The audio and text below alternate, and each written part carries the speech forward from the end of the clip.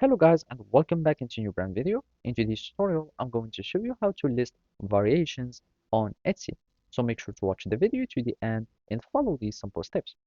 So now all you need to do is to simply go to your shop manager so we can create a listing. So here we will find the shop manager. After that, we will be needing to go to the listing page or listing menu.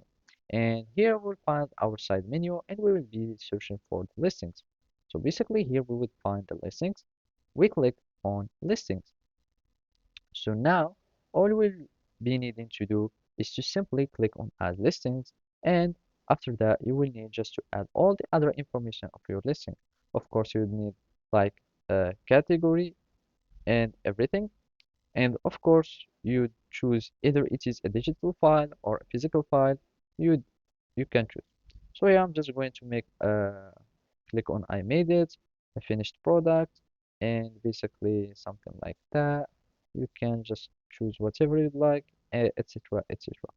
So now we need just to click on continue, and what we are interested in is variations.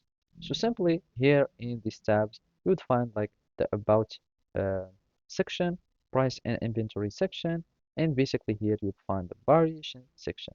So you simply add a variation for your uh, products, and for example if it was size or if it was anything, you just give it a name and enter the options. So I'm just going to delete this variation and I'm going just to choose the size, for example.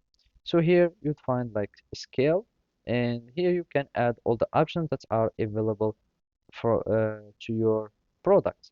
And here you'd find something like that, and you click on done, and you can, if the prices vary between each variation, you can add it, or if the quantity vary, you can also add it. So basically that's it. Thank you for watching and see you next time.